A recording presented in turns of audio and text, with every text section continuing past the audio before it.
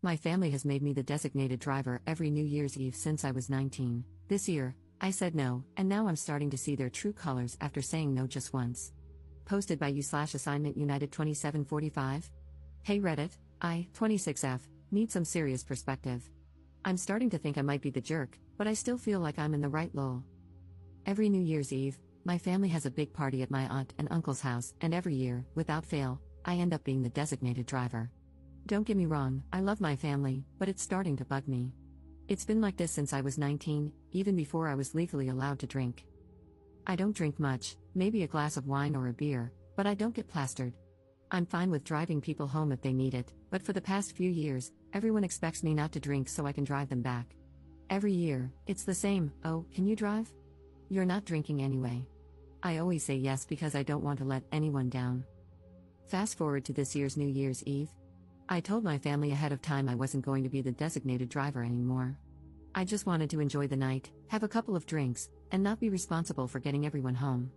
I even told my cousin, who usually gets really sloshed, that I wasn't driving this year, and she was fine with it. When I got to the party, it was the usual chaos, people drinking, laughing, and having a good time. I was enjoying myself, but around 11, my cousin came over and asked if I was ready to drive everyone home. I reminded her I wasn't driving tonight, I was here to enjoy the party. She looked at me like I was crazy and said, "Come on, you always drive. Don't be a beach." Which, like, WTF? I tried to explain calmly that I wasn't being a beach, just that I wasn't going to be the chauffeur anymore. Then, my aunt overheard and pulled me aside. She lectured me, saying, "We all agreed last year you'd be driving. You know how much we rely on you. Everyone else is too tipsy, and Ubering is so unsafe. Just drive this one time, for the family." I felt a ton of pressure but refused. I told her I'm not their chauffeur and wasn't going to do it again just because no one else could figure out their own ride. My aunt got upset, saying I was being selfish and that we're family. She said I'm the only one who doesn't get too drunk, so it makes sense for me to help out. I told her I had already had 3 beers, so I wasn't even legally supposed to drive myself. That's when I snapped. I told them it's not my job to be their designated driver every year just because I'm the only one who doesn't get blackout drunk. They needed to figure out their own rides this time. Then I got up and left.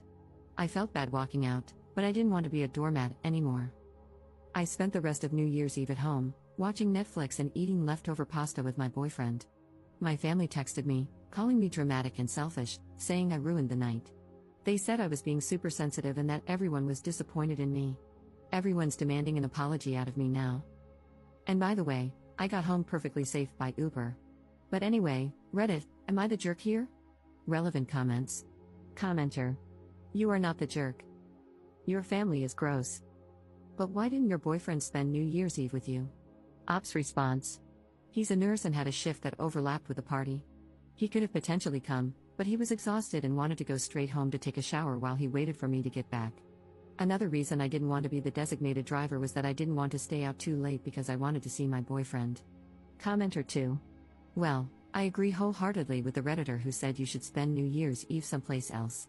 What your auntie did was incredibly entitled and disrespectful. Clearly, you did not agree to be the driver. She and your other drunk relatives decided that you would be the driver. If you're going to celebrate New Year's Eve with them in the future, you need to cut the cord and be absent for a few years so that they can figure out how to handle this without you and without treating you like their paid chauffeur. Ops response. I agree, but at the same time, I feel like this is tearing a hole between me and my family, and that's the last thing I want. My sister was on my side after hearing both sides of the story. She lives on the other side of the country and is pissed off on my behalf, lol. My parents, however, are embarrassed, and I feel bad about that. Commenter 3.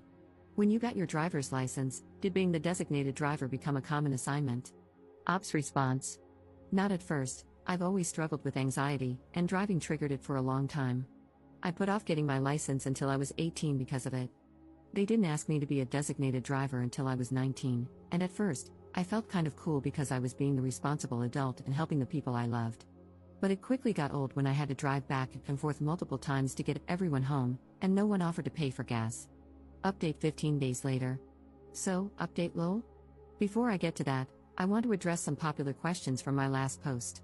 Some people got confused and asked similar questions, so I thought it might be nice to answer them here. How do I give everyone a ride home? My family lives about an hour and a half from my aunt's house, so I'd fill my car with everyone I could and take them home. The next day, they take their spouses' cars to pick up the ones they left. Stupid, I know. How did I get home? I got an Uber. Why was my cousin asking to leave at 11? She was drunk and probably had no idea what time it was. My aunt overheard me getting a little upset and pulled me aside, which sparked everything. Now, the update. I ended up sending a text to our family group chat, including those who didn't make it to the party but heard about what happened. I'll copy and paste what I said here. Hey everyone, I'm not going to apologize for what happened on New Year's Eve. I told you all well in advance that I wasn't going to be the designated driver this year, and I expected you to respect that. I'm not anyone's personal chauffeur, and I'm done being treated like I'm responsible for everyone else's lack of planning. When cousin's name called me a beach for not driving, that was uncalled for. And aunt's name, lecturing me about being selfish and ruining the night because I chose to enjoy myself instead of taking on that responsibility again? I love you all, but I can't be your punching bag anymore. I'm not going to keep letting myself be the one who sacrifices for everyone else's convenience. I've done it for years, and I'm done. Next year, I think I'll be spending New Year somewhere else. I wish you all safe rides home and hope you'll be able to figure something out. I'll be taking some space from everyone and hope you will understand. I then made the painful decision of blocking my parents, who have been calling me terrible names and making me feel like complete crap since this happened. I never realized how dark my childhood was with all the gaslighting. My parents are probably the reason I have such severe anxiety. My sister and brother are on my side and equally pissed off at our family, so I still have them at least. I really do want to thank you all. I've always known something was off with my family, but I never realized how much I was taken for granted, how unloved I felt, until now. Thank you for helping me realize that I'm worth more. And to end on a positive note, my boyfriend is now my fiancé. A few days after my post, he proposed. His original plan was to take me to see some cutesy light displays in our town after I got home and propose there, which made my heart melt a little since I knew he was so tired after working lol, but when he saw me walk and crying, he read the room and switched things up. When I was feeling better, he took me to dinner and proposed there. I have no idea how the wedding will go or if my parents will be there, but I'm excited to spend it with the people who love and appreciate me. Relevant comments. Commenter. Did anyone respond to the text? Ops response. I don't know. I blocked everyone who went to the party or asked me to be the designated driver, and then I removed myself from the conversation. Commenter 2. Wow, first off, congrats on the engagement. It sounds like your fiancé is a keeper, he's got that perfect read the room and propose when the vibes are right energy. Honestly, your text to the group chat was iconic. That's some real main character energy right there, setting boundaries and refusing to be everyone's unpaid Uber anymore. I'm glad you stood your ground. You deserve better than being treated like a backup plan for their poor planning. The fact that your parents doubled down with the gaslighting just proves you made the right call by blocking them for now. That's a tough move, but it sounds like you're finally putting yourself first, and that's huge. And shout out to your siblings for having your back, sounds like you all are the real MVPs of the family. As for the wedding, focus on the people who truly support you. You've already got your siblings and fiancé in your corner, and that's a solid squad. The rest can figure themselves out. You're starting this new chapter surrounded by love, and honestly, that's all that matters. Ops response. He's the best, he's always had my back with my family. He wanted to come with me to the party to support me because he thought they might act up, but I knew he'd be tired after working, so I told him not to worry about it. He also helped me write this post and has been reading all of your comments, lol, and he says hi. Commenter 3. Congratulations on everything. Please let your parents know that they are uninvited to your wedding until further notice.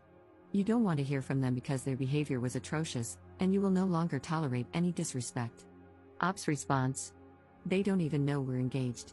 I posted it on my Instagram, but they no longer have access to that or my number.